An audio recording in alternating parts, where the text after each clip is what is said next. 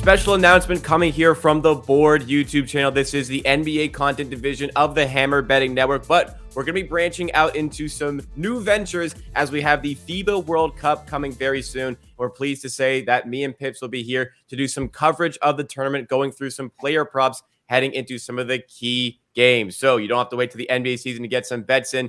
Here is what we have on deck coming up for the FIBA World Cup. This is just a tentative schedule as long as sportsbooks are posting the lines in time for this to happen. This is what we would like to do with our schedule, going from Friday the 25th all the way to Monday, Thursday of the second week, and then Monday, Thursday of the next week before talking about the finals and third place game on Friday the 8th. So mark your calendars. We're expecting to go live in the range of 12 to 2 p.m. Eastern time, once again, as long as the lines are cooperating. But please make sure you are following us on Twitter at The Board HQ for all of the updates over there. And you can subscribe to this channel to make sure you're notified and hit that notification bell so you're notified when we go live and you don't have to worry about missing out on anything. But Pips, how are you feeling ahead of the FIBA World Cup? I'm sure you are incredibly excited for this.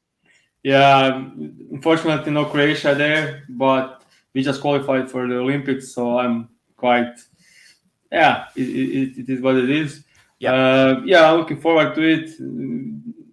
Not many superstars of the NBA are there, but some are, and it'll be very excited to see how they manage to play with FIBA rules. Yeah, something important to say about the FIBA rules here. We'll talk about certain differences, but you did mention the Olympics. A lot of teams going into this tournament are going to use this as a way to qualify for the Olympics. 7 teams will get qualification directly from this tournament. From the bigger continents, will be 2. From the smaller continents, will be 1 team that get qualification. So teams that maybe aren't quite in the hunt to win the thing are looking to get that Olympic qualification out of this. The one team that are like the huge thing for them is Serbia. Yeah, I think they are the one of the teams that are looking just to qualify. Yeah, like the main goal is to qualify for the Olympics. So what we'll be doing today, we'll be covering the group stages. We're going to go through a small preview for each of the groups. We're going to talk about the people that we think can win the tournament and a couple of futures bets at the end. So make sure you stick around for that. But some key rule changes, if you don't know, from FIBA to the NBA. In FIBA, there's no 3 in the key on defense, so caters a lot more to bigs to be able to lock down in the paint.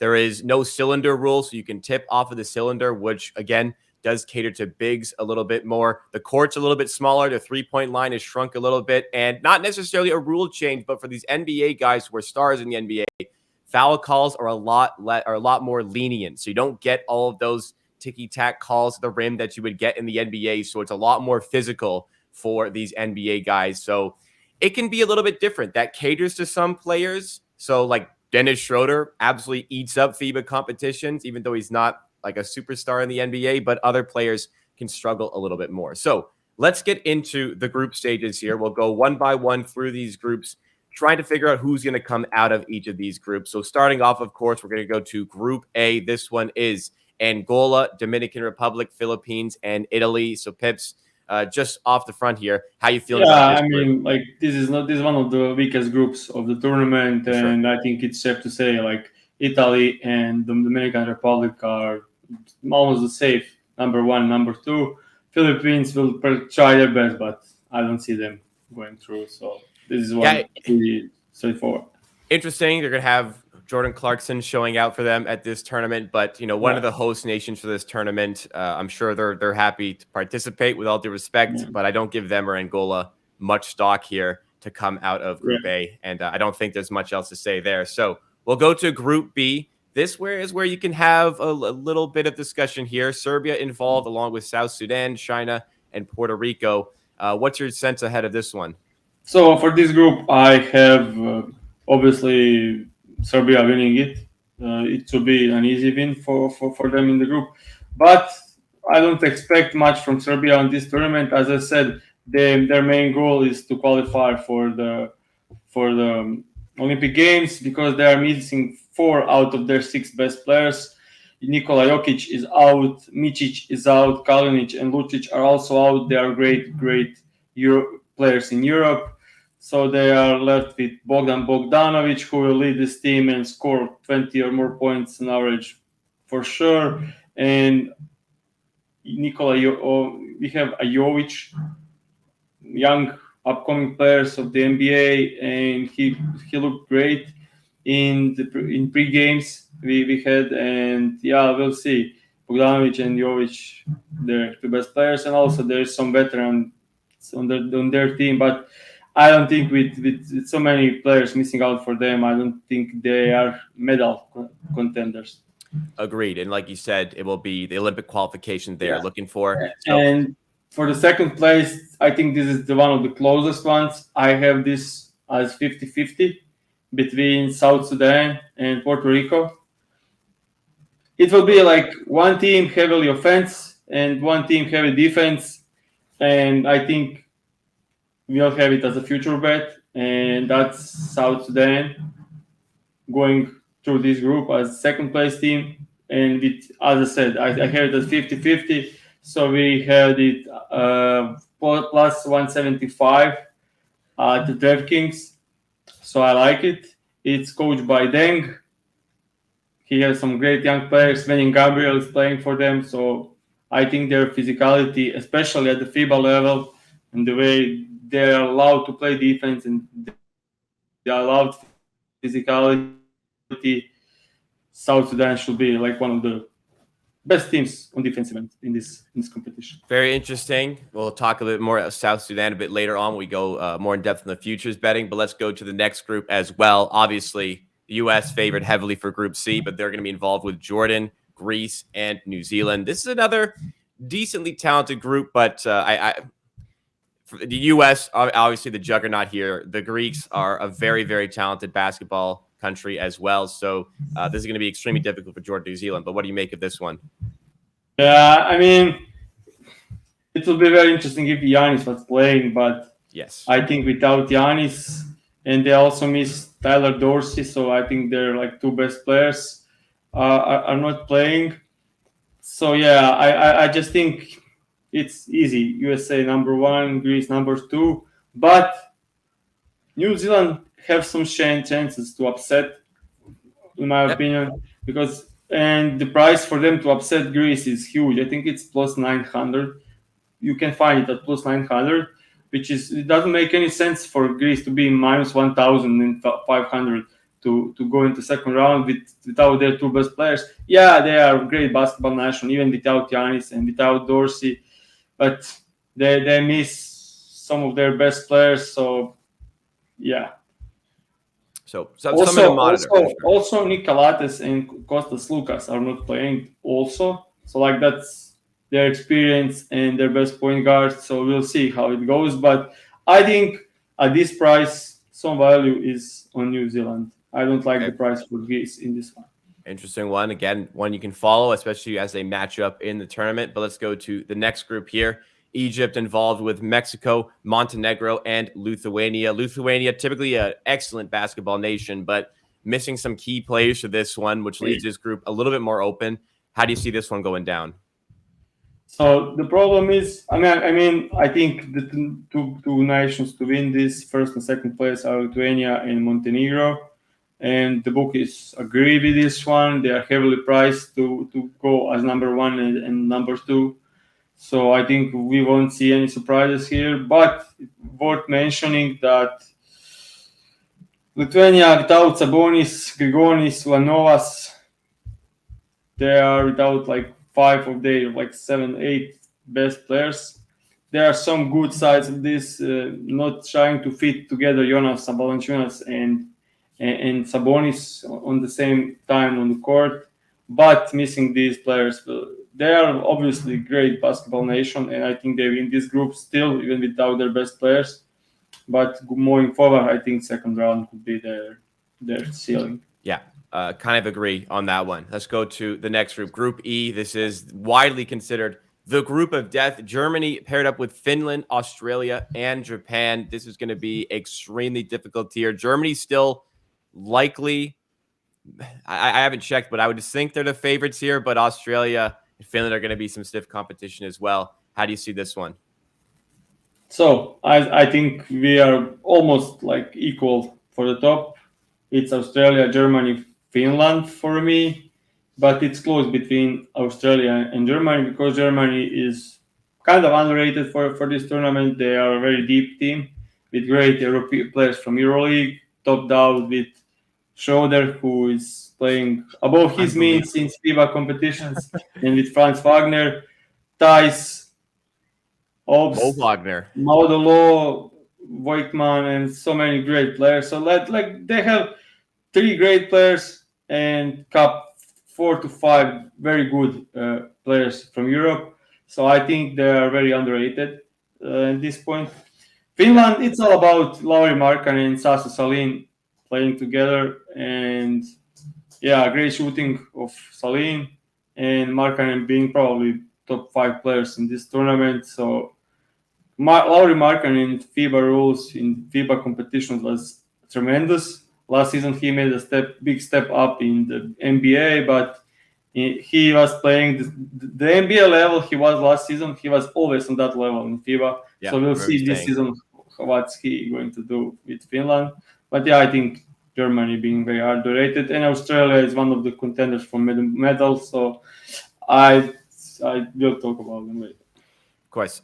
Group F is up next. This features Slovenia, Cape Verde, Georgia, and Venezuela. To me, looking at it, not the most tremendous of groups, but Slovenia typically finds success at these international tournaments.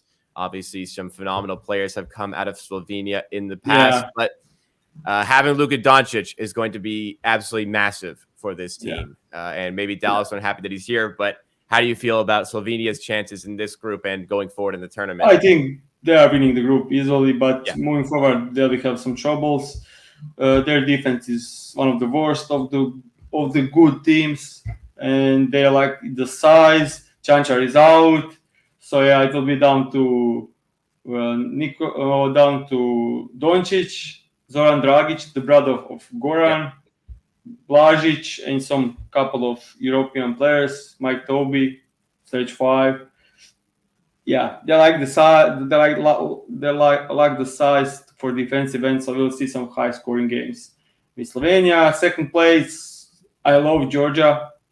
I think they'll easily be second team, and they have some great European player at top down with Sandro Mamukelashvili. And yeah, I just like this team. Goga Bitadze, Tonik Shengelia, Shermadini, McFadden. Yeah, great team. Very underrated. I don't think anyone who doesn't usually watch World Cup and stuff will have Georgia as the second best team in this group. But yeah, they'll be surprised how well they'll play this tournament. Okay, interesting one to follow over there. 2 more groups to go. Group G features Iran, Spain, Ivory Coast, and Brazil. Spain, definitely one of the dominant figures. Maybe not as dominant as they've been in some recent years, but a quality team nonetheless. Brazil obviously always show out in international competition. So how do you think this group's going to go down? Yeah, I completely agree on this one. Spain, great team, but not as great as they usually are. They are missing some players. Lorenzo Brown is out. Rubio is not replacing him. There were some rumors. And 2 brothers, Willie and Juancho Hernan Gomez, leading this team with some great old players that have so much experience. So yeah, and one of the best coaches possible. So they are always number 1 for this group. Then number 2 for this group is Brazil. They are probably the best. So they got probably the best team they ever had. So I think could be some down for some surprises in this tournament. So I mean, second place is not a surprise in this group because number 3 teams and 4 are weak, but they could compete with Spain to some content. Yeah, for sure. Final group here. It is 2 of the tournament favorites getting paired up in Canada and France. The expectation is they will come out of the group, but there is not really an expectation how they are going to fit at the top of the table. Friday's game is going to be key to decide who wins the group. With all due respect to Lebanon and Latvia, they just don't seem like they are quite at the level of Canada and France for this one. So what are your thoughts going in for Group H? With Group H, we can maybe start talking about contenders because we have 2 in there, and that's Canada and France. I don't even know who will win this group. It's almost 50-50. Yeah. Alin starts. I don't win anyone. I think it's 50-50. Actually, I thought like outside offensively, Canada is way better. Inside, no size to from Canada to match up with Gobert. So we'll see. Offensive glass will be wide open for Rudy. Also, yeah, Rudy Gobert in FIBA competition is like tremendous Oh, player. she Like, just sits in the yeah, just stay in the paint. yeah, it's tremendous value, and that's the only reason why France was so good over the last these I would say 10 years with Gobert inside. So yeah. So we'll talk about possible tournament winners. Of course, France and Canada can be included. Since we're talking about Canada, we'll go with them. Obviously, some talented players. Shea is probably the best player at the tournament. So always good to have that in your hand for the Canadians. Other than that, RJ Barrett has looked just phenomenal leading into the competition. He is really, really doing well with these FIBA rules. But like you said, size can kind of come into play here. Canada's bigs aren't really the most sizable. It's Dwight Powell, it's Kelly Olynyk, who are going to have to be doing a lot of work there. Kelly Olynyk, they've been going through him a lot in the prelims, Yeah, using him in the high post or is at the elbow for his just quick decision making there to find passes, which has been actually really nice to watch. A lot of size comes from Zach Edey. I believe he's 7'4", playing his last year at Purdue. Was the best player in the nation last year in the NCAA. So possible, it's going to be big for him as well to kind of get some eyes on him if he can't really lock down a big NBA role going forward. But it's an interesting team. They are widely considered top 2, 3, 4. I mostly see them as a top 2 or 3 favorite to win the tournament. But some other big teams, who do you want to mention as well as teams who can go and win this whole thing? so my main favorite is USA, of USA, course. of I think course. yeah, everyone has it. But unlike some other years, I like this roster. I think it's very well all around team. We do have some playmaking, some scoring, some shooting, defense. You can all around team. Yeah. Not some like huge star that will like take every shot and don't play defense at all. They have great team from my opinion. So Tyrese Halliburton, Brunson running the point. Edwards will be like tremendous in this tournament. Guys, And Steve Kerr said yeah, he's the guy. Mikal Bridges and Cam Johnson can shoot, can do a lot of stuff. And then at the 5, Gobert is tremendous, but this guy is maybe even better for this kind of, not better, but if you look at the offensive part, then he can shoot. Jaren Jackson Jr. will be like the most important player for this team. He's with the FIBA rules, his rim deterrence and shot blocking, and he'll just be huge. The problem could be 5 fouls, so he could be in some foul trouble. But with FIBA rules allowing physicality, Jaren Jackson Jr. will be crazy valuable in this tournament for USA. Yeah, tough to really say much against the U.S. They are the favorites. Some books are even offering winner other than U.S. It will take a pretty heroic performance from any team to stop at any point in this tournament. But we spoke about Canada. We spoke about France. One other team you mentioned as a medal contender is Australia. And you also mentioned Germany as a dark horse for this tournament. We spoke a bit about Germany. Maybe we can talk a little bit more about Australia as well and why you think they have a chance to go really far in this tournament. I just hate that Landale is not playing. I was looking forward to it. I had them even higher with him, but without him. But yeah, Gide showed that he can even be better with FIBA rules. He's not that much exposed on defense because the court is smaller, the help is closer. He's using his size to play defense, so not as terrible on defense as he was in the NBA. So that helps them. Yeah, they have all around good team, great scoring, some lack of defense.